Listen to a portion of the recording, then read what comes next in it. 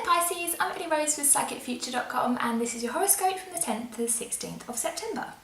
So we've got a really nice week ahead of us, not only because it is my birthday on Tuesday, but it's going to be a really nice week for you guys at home as well. And that is because we've got a really nice watery shift going on, which is Venus into Scorpio. So obviously you're a water sign and so is Scorpio, so this is going to be a really natural kind of sensitive and flowing energy for you guys. And what it's going to do is it's going to bring a deep kind of connection to your relationships. So perhaps over the last few weeks you might have felt a little bit stuck, or perhaps like you've been too much in your own head, there's been too much like mental overthinking and rumination or negative thoughts even. And that has been because we've had 3 retrogrades at the same time. We've had Mercury retrograde, Mars retrograde and Saturn retrograde all at the same time.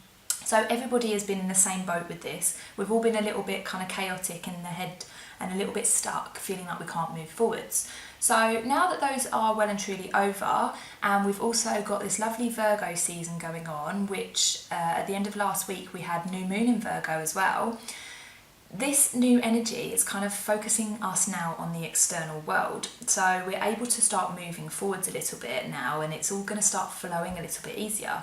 And what's really interesting about this time, and in particular for you, is that this new moon that we had just at the end of last week was opposite Neptune in Pisces in your sign. And then later on this week we've got Mercury is opposite Neptune again in Pisces. So there's a lot of Piscean energy going about. Obviously Neptune rules Pisces, so there is a lot of watery energy. And what this is doing is it's helping us to get out of our head and into our feelings again. So you might notice that you have some like intuitive thoughts or like gut instincts. Perhaps you have some vivid dreams. Perhaps you start noticing like synchronicities or signs from the universe, or like repeating numbers or like symbols that kind of feel like they mean something to you. It's really important to pay attention to these, in particular this week, because this new moon followed on from the previous full moon, which was in Pisces. So what it's doing is it's trying to get us to balance these energies of the material and the spiritual. So we've got the material Virgo and the spiritual Pisces. These are opposite signs on the zodiac wheel, as you might know. So what this is trying to get us to do is to get out of our head and into the real world, in terms of being able to start progressing towards our goals a little bit better, being able to connect with other people, like with Venus in Scorpio, and being able to feel our feelings again, because the retrogrades kind of blocked that a little bit, and we might have felt like we weren't really like in tune with ourselves for a few weeks, and that it was all very mental and it was very overthinking, and there was a lot of kind of just feeling like you don't really know what's going on, and you can't really like trust yourself to know what is the right direction to go in. Whereas now the energies are lining up for us to be able to start putting practical action that is guided by our intuition. So this might look like taking a little bit more self-care, because you are now feeling your feelings and you're like being receptive to your body. So perhaps over the retrograde period you weren't looking after yourself very well, and now with the energies of Virgo and this Pisces Neptune kind of vibe, we're going to be looking to take more care of ourselves. So do you need to take a little rest? Do you need to indulge in a bubble bath? Do you need to eat better? Do you need to drink more water? Do you need to have more sleep? Like, what do you need in order to improve your daily life a little bit better? And how can you listen to your body? So what might really help with this is there's a meditation where you go through each part of your body and kind of say like, relax head, relax eyes, relax nose, relax mouth. Like, you might know this meditation already.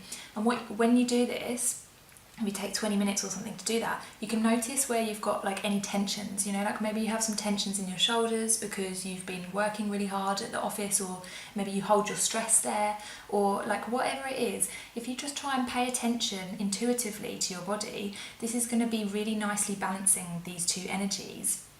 And it's going to really help you to actually move forwards and to progress in the material realm as well.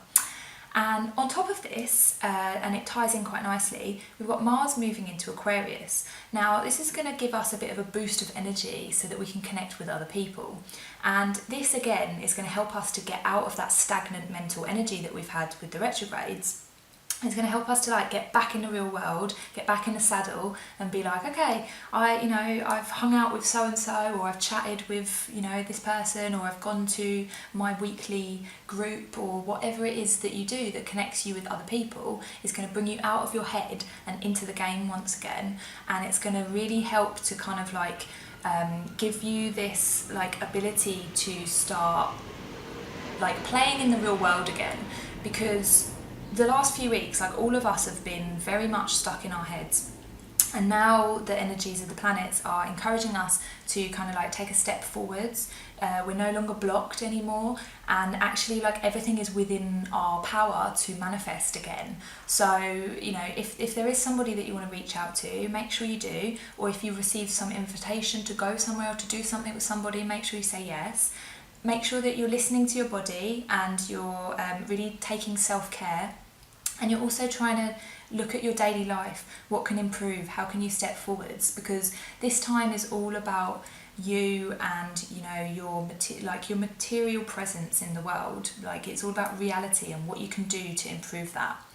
So yeah, good luck with that. I hope that has helped you, like some of you. And I'm going to do a little tarot reading now just to give a little bit of extra insight for the week. So let's have a message for Pisces. What can we tell Pisces this week that will help them? Pisces, Pisces, Pisces. What's this one? Okay. The Two of Swords. So yeah, there has been a lot of overthinking recently. There's been a lot of flitting between, should I do this? Should I do that? Should I do this? Should I do that? Did I do this right? Did I do it wrong? Maybe I should have chosen that option. Maybe I should have chosen this one. There's a lot of like back and forth in the head. And the key to getting out of this kind of energy is to just trust in yourself. And this kind of plays into what I was saying before about your intuition. So you're being tasked to trust your ability to make the right decision, because we can sit there for days or years even debating whether or not one of the two is the right option. But at the end of the day, it doesn't really matter which one is the right one to choose. We just need to pick one and move forwards, because otherwise we get stuck, like with this retrograde energy that I was talking about before. And this is basically saying to you now, you need to make a decision on something.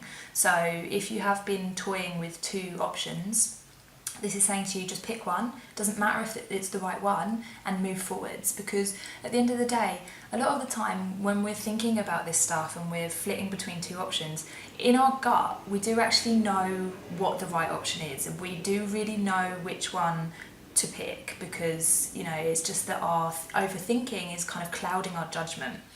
A really good idea actually, if you are struggling with picking one of two things, is to flip a coin. And what I find when you flip a coin is that, say for instance, you secretly want the option of tails. If it lands on heads, you'll go, oh no, I didn't want that, and then it's like you don't have to actually go with the coin. It just shows you what your real decision is. It shows you the one that you really want.